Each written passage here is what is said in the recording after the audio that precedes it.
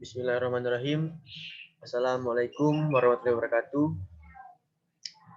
Perkenalkan, kami dari kelompok 1. Di sini kami akan membahas atau melakukan presentasi tentang Islam dan peranata sosial. Baiklah, langsung saja tidak memperpanjang kata-kata.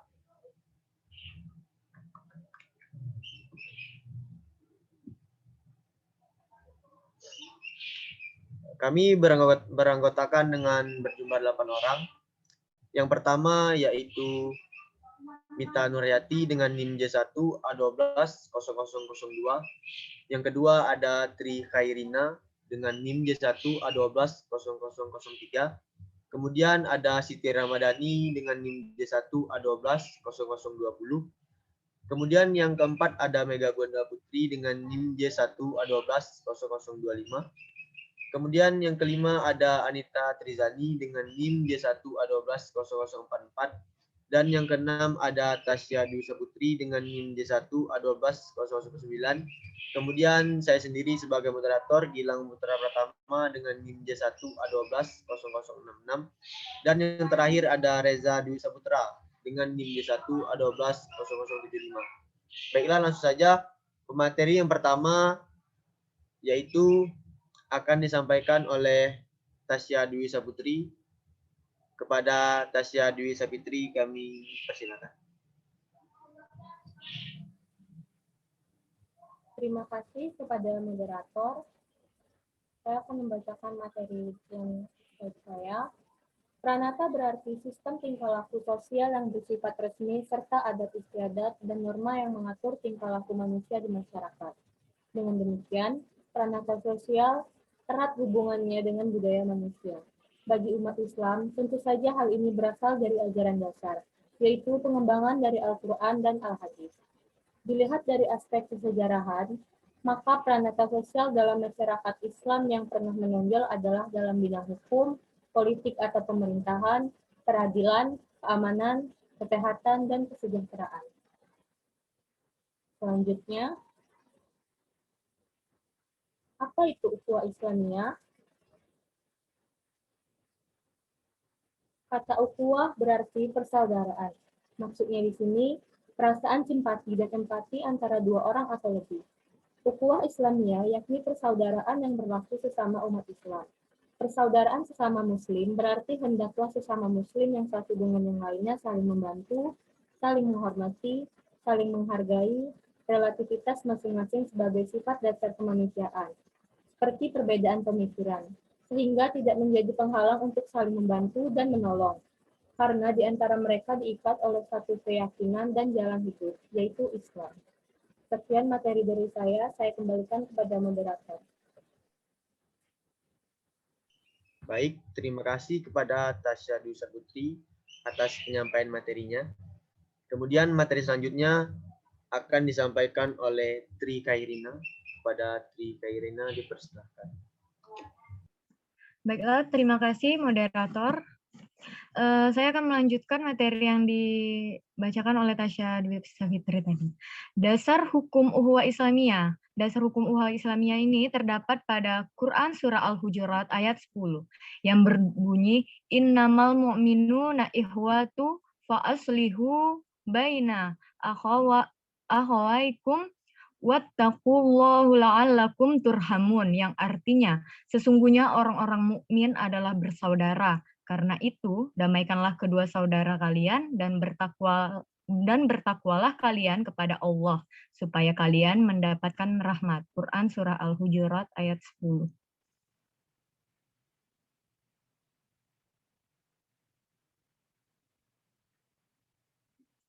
Kemudian dasar hukum ukhuwah Islamiyah yang kedua yaitu terdapat pada Quran Surah Al-Imran ayat 103 yang berbunyi wa'tasimu bihablillah jami'a wala tafarruqu wazkuru ni'matallahu alaikum iz kuntum a'daan fa'alafa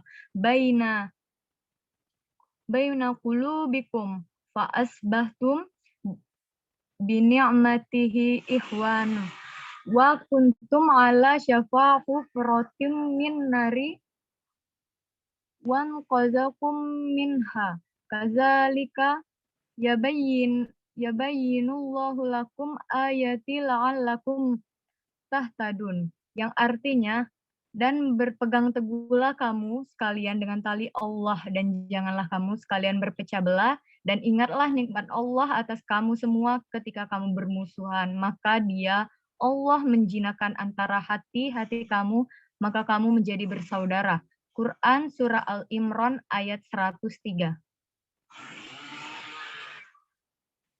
Kemudian dasar hukum ukhuwah Islamiyah yang ketiga adalah dari hadis riwayat Bukhari dan Muslim yang berbunyi masalul mu'minuna fi tawaddihim wa tarahumihim wa ta'atufihim masalul jasadi izas tafu minhu udu tada'a lahu sa'irul jasadi bisahari wal huma, yang artinya perumpamaan orang-orang yang beriman dalam saling mencintai, saling mengasihi, dan saling menyayangi adalah bagaikan satu jasad.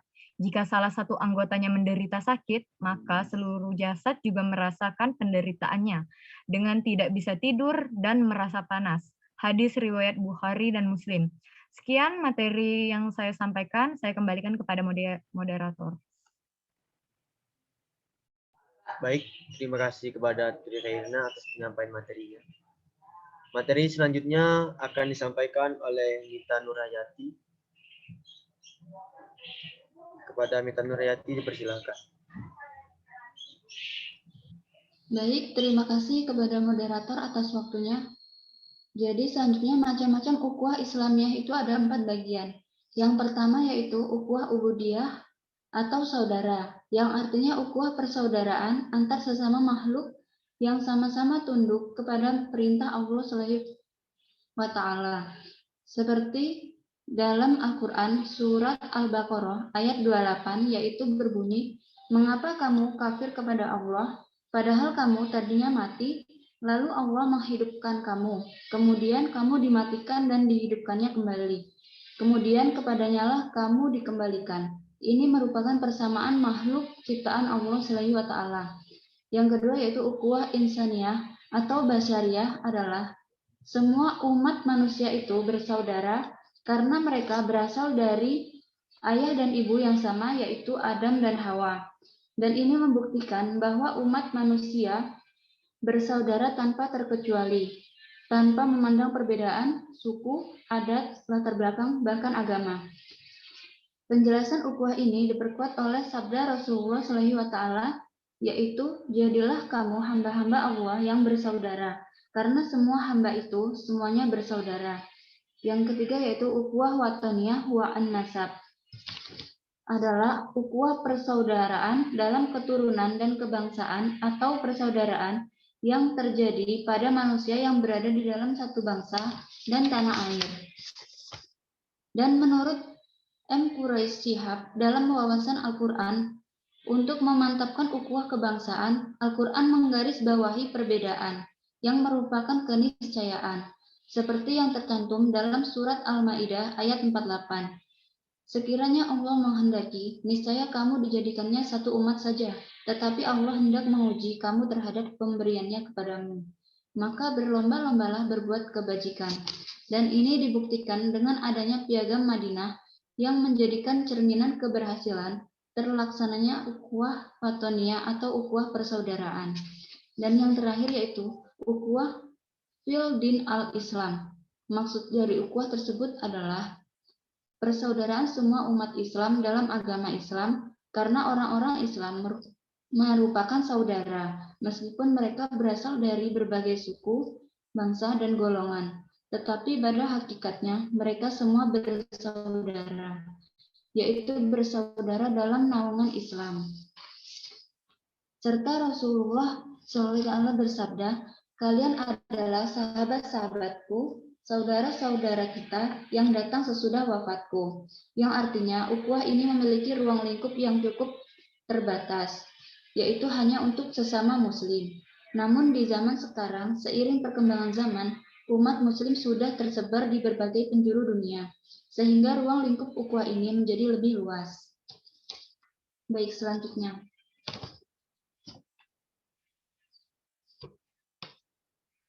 Selanjutnya yaitu ada contoh ukhuwah dalam kehidupan sehari-hari. Yang pertama yaitu ikut serta kegiatan gotong royong. Maksudnya yaitu seperti bersama-sama membersihkan lingkungan, tolong-menolong dalam segala hal terutama dalam masyarakat. Bersama-sama membantu saudara kita yang terkena musibah. Karena dengan gotong royong dapat meringankan beban sesama saudara. Menumbuhkan sikap ikhlas dalam membantu dan ukhuwah ini bisa menjadikan umat manusia dalam membina hubungan sosial yang baik dan harmonis. Yang kedua yaitu menjenguk kerabat yang sakit, merupakan bentuk simpati atau perhatian kita, kepedulian kita sebagai sesama umat Muslim, dan mendoakan mereka yang sedang terkena sakit. Yang ketiga yaitu saling menghormati. Dalam Islam, kita semua diajarkan untuk saling menghormati antar sesama saudara, terutama kepada orang yang lebih tua. Ukhuwah mengajarkan kita sikap sopan santun, seperti menghormati segala perbedaan, suku, ras, atau agama agar tidak terjadi perpecahan antar umat. Yang keempat yaitu saling tolong-menolong, merupakan hal yang sering terjadi dalam kehidupan sehari-hari. Ada tetangga kesusahan, kita bantu dan tolong-menolong dalam menjalani dan menghadapi tantangan kehidupan ini, merupakan contoh ukhuwah Islamiyah. Yang kelima, menjaga silaturahmi antar tetangga. Maksudnya yaitu manusia hidup sebagai makhluk sosial. Ia tidak bisa hidup sendiri tanpa pertolongan orang lain. Salah satunya yaitu ajaran Islam yang sangat mudah untuk dikerjakan dan silaturahmi. Silaturahmi mempererat dan bermakna. Dan yang keenam adalah mendamaikan saudara yang berselisih. Seorang manusia sebenarnya mempunyai emosi dalam dirinya, berupa amarah, kekecewaan, dan kesedihan yang dapat menyebabkan konflik, misalnya tawuran yang terjadi oleh para siswa antar sekolah. Untuk mencegah konflik yang bisa berakibat pada kekerasan, salah satu caranya kita harus mendorong perdamaian. Sebagai pihak yang mendamaikan dua pihak yang berselisih, karena kita sebagai seorang muslim mempunyai kewajiban dalam mendamaikan berbagai seorang umat muslim yang sedang bertikai atau bertengkar.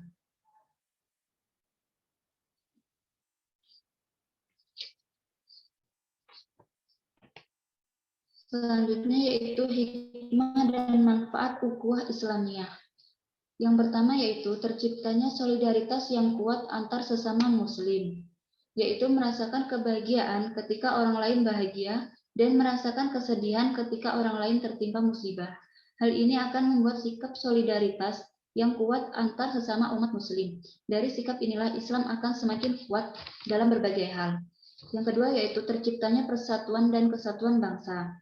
Merupakan sikap seorang muslim yang mampu memberikan kasih sayang terhadap muslim lainnya. Hal ini bisa terwujud dalam berbagai aspek kehidupan, kebersamaan sebagai umat muslim dan bangsa yang kuat dan kokoh serta tidak mudah diadu domba yang mungkin akan menimbulkan perpecahan.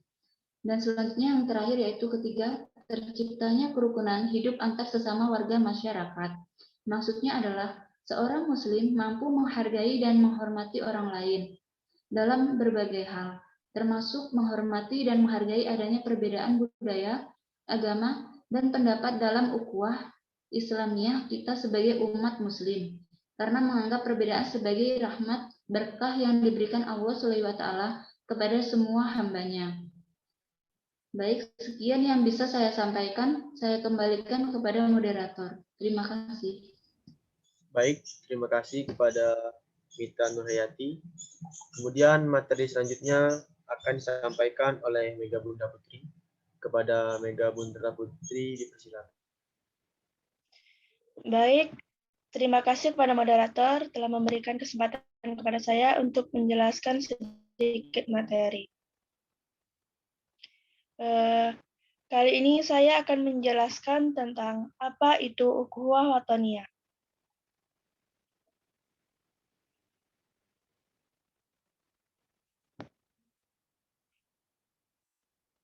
Apa itu ukhuwah wataniyah? Seperti yang kita ketahui, ukhuwah berarti persaudaraan. Dan watan artinya tanah air, tempat kelahiran, tanah tumpah darah, ataupun kampung halaman. Sehingga ukhuwah wataniyah yakni saudara dalam arti sebangsa walaupun tidak seagama ataupun satu suku. Seperti contoh, seperti kita yang tinggal di negara Indonesia yang memiliki beragam suku, agama, ras, budaya, meskipun begitu, kita tetaplah satu, yaitu satu kesatuan negara Republik Indonesia yang masih memiliki tali persaudaraan. Pada praktiknya, ukhuwah wataniyah telah dicontohkan oleh Rasulullah SAW. Piagam Madinah menjadi kasus yang dijadikan untuk praktik ukhuwah wataniyah yang terjadi pada masa Rasulullah SAW. Ini terjadi ketika Rasulullah SAW hijrah ke Madinah. Sedangkan di Madinah sendiri penduduknya terdiri dari berbagai suku bangsa, juga berbagai agama seperti Islam, Nasrani, Yahudi, hingga sisa-sisa kaum musyrik. Untuk itu, perlulah dirumuskan seperangkat aturan yang mengatur agar masyarakat Madinah hidup rukun dan damai.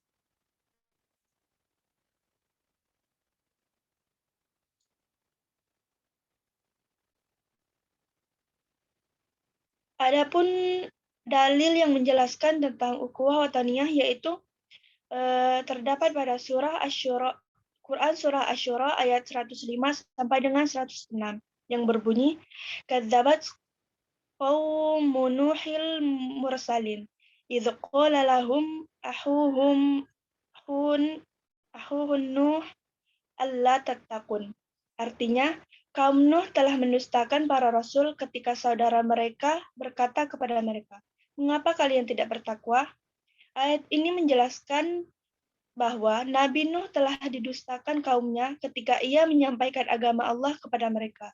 Sekalipun yang mereka dustakan itu hanyalah Nabi Nuh sendiri, tetapi tindakan itu berarti mendustakan para rasul Allah yang lain, baik yang diutus sebelum maupun sesudah Nabi Nuh nanti. Itu sebabnya karena risalah yang dibawa para rasul pada dasarnya sama, yaitu akidah tauhid. Selanjutnya yaitu dalam Quran surah Asy-Syura ayat 161 sampai 162 yang berbunyi, "Iz qala lahum akhuhum Lutun alla tattaqun inni lakum rasulun amin." Yang artinya, ketika saudara mereka berkata kepada mereka, "Mengapa kalian tidak bertakwa? Sesungguhnya aku adalah seorang rasul yang diutus kepada kalian yang bisa dipercaya."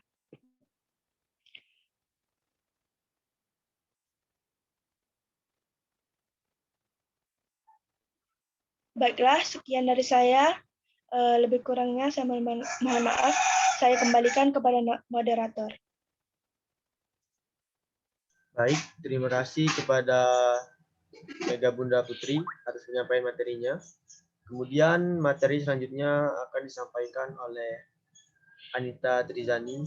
Kepada Anita Trizani, dipersilakan. Baiklah, terima kasih kepada moderator. Lain halnya ketika Al-Quran mengisahkan mengenai pembangkangan penduduk Aikah, Ashabul Aikah, terhadap dakwah Nabi Shu'aib. Al-Quran tidak menyebut Ashabul Aikah sebagai saudara Nabi Shu'aib.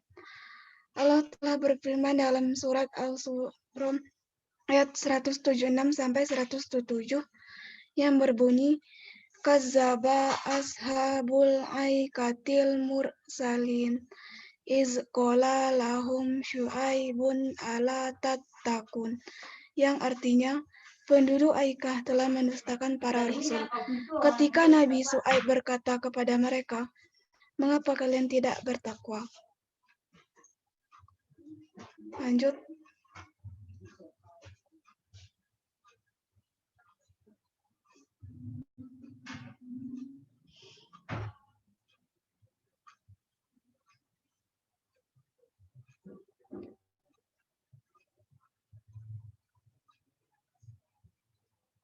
Mengapa ada perbedaan di antara penyebutan itu?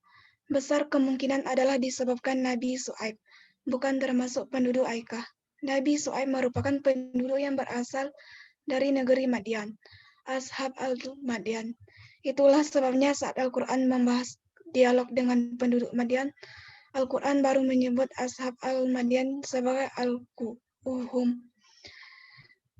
Dalam Quran Surat Al-Ankabut ayat 36 yang berbunyi, Wa ila madyana ahohum syu'aiba. Faqala ya qaumi budullaha warjul yaumal akhira wala ta'sau fil ardi mufsidin. Yang artinya, dan kepada penduduk Madian, kami telah mengutus saudara mereka Syuaib. Dia berkata, wahai kaumku, sembahlah Allah, harapkanlah pahala hari akhir, dan jangan kamu berkeliaran di bumi berbuat kerusakan. Seruan Nabi Syuaib kepada Ashabul Aikah merupakan seruan atas nama kemanusiaan, sementara seruan Nabi Syuaib kepada penduduk Madian merupakan seruan atas nama sebangsa dan setanah air. Dan seperti yang tercantum juga dalam salah satu surat Al-Maidah ayat 48, sekiranya Allah menghendaki, niscaya kamu dijadikannya satu umat saja, tetapi Allah hendak menguji kamu terhadap pemberiannya kepadamu. Maka berlomba-lombalah untuk berbuat kebajikan. Baiklah, sekian dari saya. Saya kembalikan kepada moderator. Baik, terima kasih kepada Anita Trizani atas penyampaian materinya. Kemudian materi selanjutnya akan disampaikan oleh rekan saya Reza Dwi Saputra. Kepada Reza Dwi Saputra dipersilakan. Baik, terima kasih moderator. Islam dan politik. Islam adalah sebagai samawi yang komponen dasarnya akidah dan syariah, punya korelasi erat dengan politik dan arti yang luas. Sebagaimana sumber motivasi masyarakat, Islam berperan penting menumbuhkan sikap dan perilaku sosial politik. Implementasinya kemudian diatur sebagai syariat, sebagai katalog lengkap dari perintah dan larangan Allah, pembimbing manusia dan pengatur lalu lintas aspek-aspek kehidupan manusia yang kompleks. Islam dan politik mempunyai titik singgung erat. Bila keduanya dipahami sebagai sarana menata kebutuhan hidup manusia secara menyeluruh, Islam tidak hanya dijadikan kedok untuk mencapai kepercayaan dan pengaruh dari masyarakat semata. Politik juga tidak hanya dipahami sekedar sebagai sarana menduduki posisi dan otoritas formal dalam struktur kekuasaan. Selanjutnya,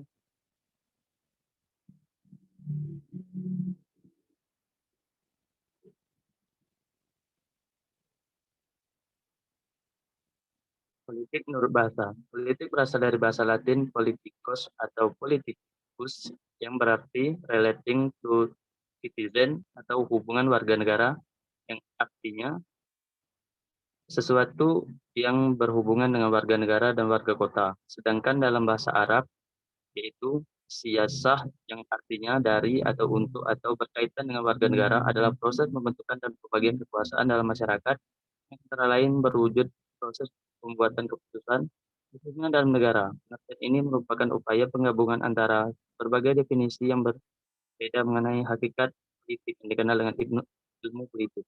Selanjutnya,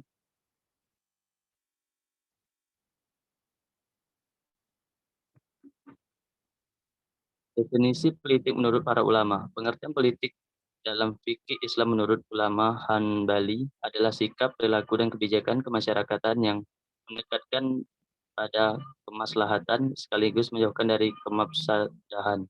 Sedangkan menurut ulama Syafi'iyah mengatakan politik harus sesuai dengan syariat Islam, yaitu setiap upaya, sikap, dan kebijakan untuk mencapai tujuan umum prinsip syariat. Selanjutnya,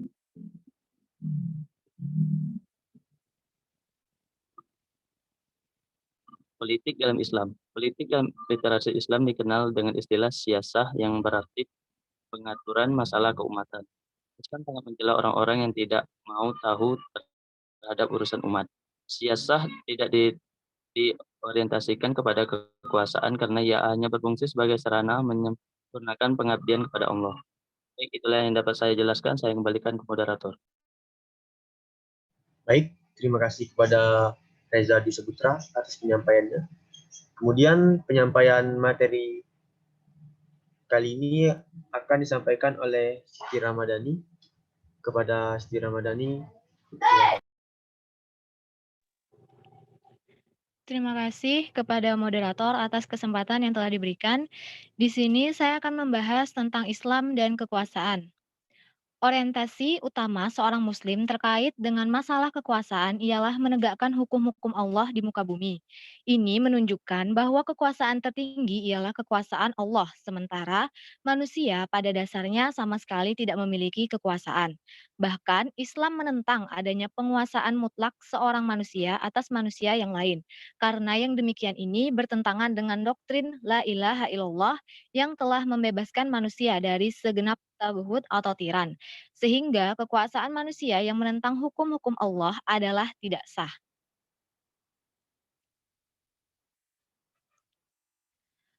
Kemudian, hubungan antara Islam dan politik. Islam merupakan agama yang mencakup keseluruhan sendi kehidupan manusia atau syamil. Islam adalah agama yang universal, yaitu agama yang pemberlakuannya tidak dibatasi oleh tempat dan waktu tertentu. Islam sesuai untuk semua golongan manusia. Islam tidak membedakan warna kulit, bahasa, bangsa, pangkat, dan derajat seseorang. Inti ajaran Islam bukanlah terletak pada kesukuan atau leluhur, melainkan keesaan Allah Subhanahu wa taala atau tauhid. Islam bukanlah sekedar agama kerohiban yang hanya memiliki prosesi-prosesi ritual dan ajaran kasih sayang. Islam bukan pula agama yang hanya mementingkan aspek legal formal tanpa menghiraukan aspek-aspek moral. Politik sebagai salah satu sendi kehidupan, dengan demikian juga diatur oleh Islam. Akan tetapi, Islam tidak hanya terbatas pada urusan politik.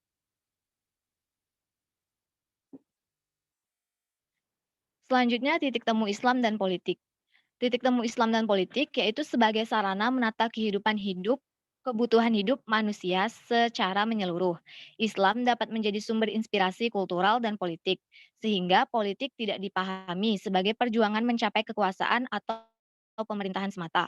Dalam konteks Indonesia, korelasi Islam dan politik juga menjadi jelas dalam penerimaan Pancasila sebagai satu-satunya asas. Sekian materi yang dapat saya sampaikan, saya kembalikan ke moderator. Baik, terima kasih kepada Siti Ramadhani atas penyampaiannya. Kemudian materi selanjutnya akan disampaikan oleh saya sendiri.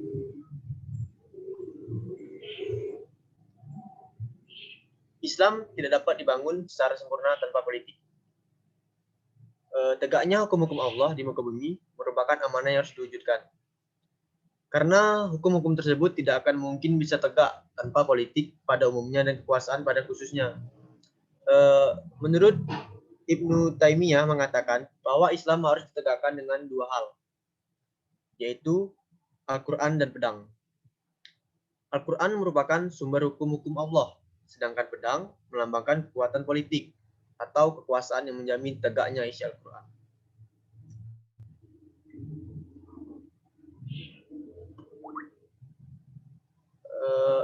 Kemudian Hasan al-Banna, dia mengatakan, sesungguhnya seorang muslim belum sempurna keislamannya kecuali jika ia menjadi seorang politikus, mempunyai pandangan jauh ke depan dan memberikan perhatian penuh kepada persoalan bangsanya. Islaman seseorang menuntutnya untuk memberikan perhatian kepada persoalan-persoalan bangsanya. Mungkin hanya itu saja presentasi dari kelompok kami.